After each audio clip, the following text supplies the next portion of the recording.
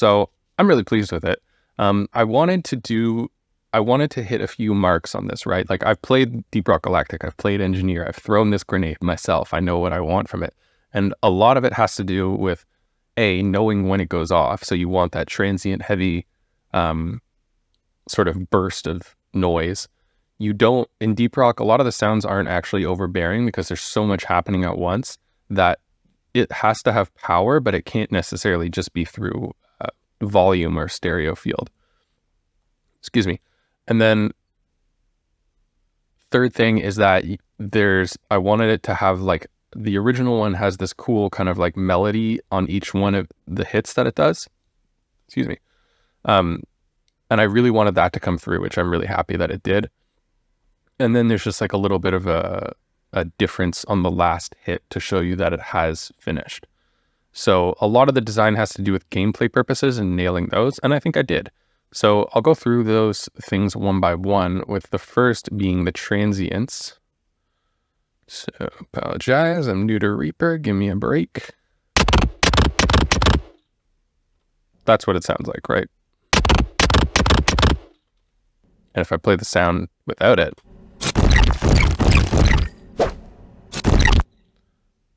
we can hear it now in this video, but in-game, trying to hear something without that high end and that high mid sort of thwack at the start, it wouldn't come through in-game while there's, glyphids running at you and engineers yelling and management breathing down your neck and whatever. Rock and stone. So I'm pretty happy with how that turned out. It's nothing fancy. It's just a lot of, short things, pretty loud. All of these sounds go into a compressor and then into shaper, which does quite a bit of the heavy lifting for the character of the sound, and then into a limiter.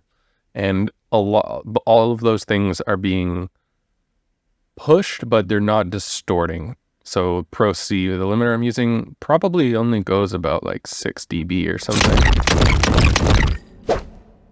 Okay, 10 dB. But either way, it's a slow release, slow attack. You're not going to get any distortion from that. And then you can see the limiter is not really being touched at all. Shaper is going to do some lifting.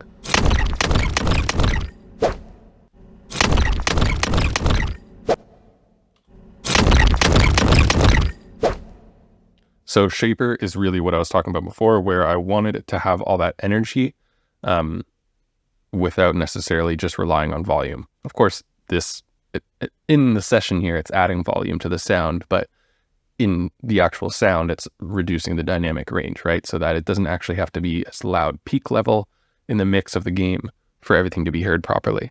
Yeah, and then the transients and the other sounds that I'm going to describe in a second, overload those, makes it sound nice, and without distorting it, allows the other sounds that I've chosen and layered together to have a lot of their tonality maintained, which was important to me to make it sound like plasma, which, what does plasma sound like? To me, it's sort of tonally and warbly and alien-like, which I think I nailed. And then there's also a lot of like power because it's a grenade, it's an explosive, right? And then I wanted to have that melody that I was describing to let the player know which explosion was going off. So that is this track with these sort of like synthy squelch things. I think I nailed it. The source, I was trying all sorts of stores, like more like traditional stuff like weapons and explosions and synths and stuff. But I ended up grabbing this sound from like a witch house sort of pack that I had. And it was like a totally unusable sound. I don't even remember like why I downloaded it. I think I just thought it was cool. And it worked out really well for this because it's sort of like a heavy metal guitar squelch, which has this really nice pitch, in like the high mid-range or whatever. Just completely nailed it. And then it's got that little distortion. It's a bit rough, really like it. And then this track here is basically just body for the whole sound and helping squish things together a little bit more once it's all ran through the compressor and the shaper and the maximizer. pretty standard. Then you have this track, which more goes with the next part that I'm going to talk about. A little bit of energy to add some more squishing and energy to the start of the sound. But this is the main body of the sound. So if I remove this,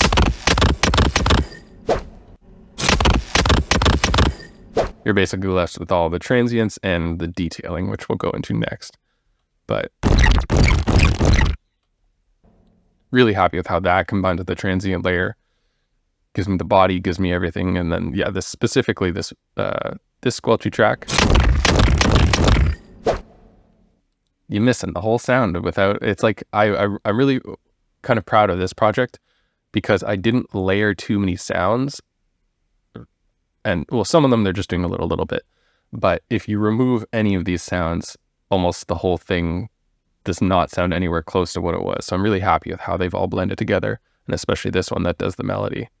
Then this one, if I remove it, you're basically just left with a lot less body in the sound because I tried to keep like the lower end and the lower mids a little bit cleaner in order to really maintain that sort of tonal plasma sound. So if I play it, I'll play it with it and then I'll play it without it. And then without it, you're missing the beef, you know? So anyways, then the last sort of section, which is going to be the less heard or sort of last 0.5 section I'll show you first, is like, I wanted there to be transients throughout without necessarily being rhythmic or whatever. So part of the transient happens at the start, but then these two tracks do kind of play throughout the entire thing. And again, these ones you start to get a little bit more subtle, but if I remove them, I'll play it with and then I'll play it without.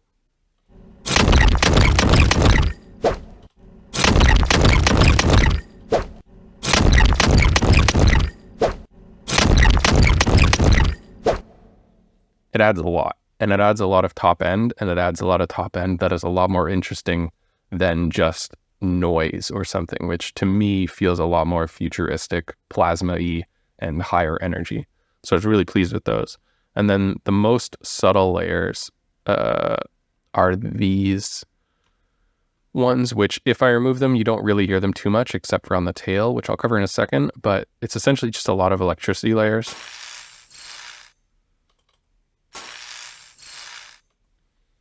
Nothing fancy, just some chimes and beeps and whatever, just kind of time stretched, pitched up, reverbed, resampled.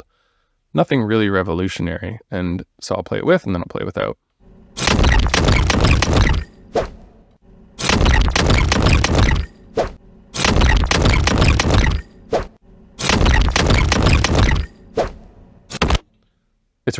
It's not night and day with these. Like you could remove these and it would be to some degree just as good, you know, in the hectic of battle, it might be okay. But I really like that it kind of fills in the gaps between these things. And if you have the high quality sound that you're listening to, you can hear it. Maybe if it's right beside you or whatever, you know, you're in the testing chambers, you hear it.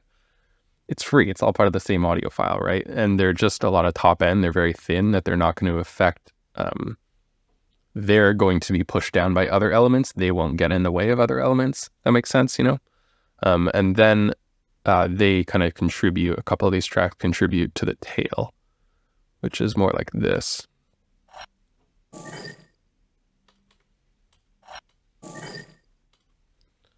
And that was just to make it a bit more interesting because, again, if I remove it, you really hear what I'm talking about.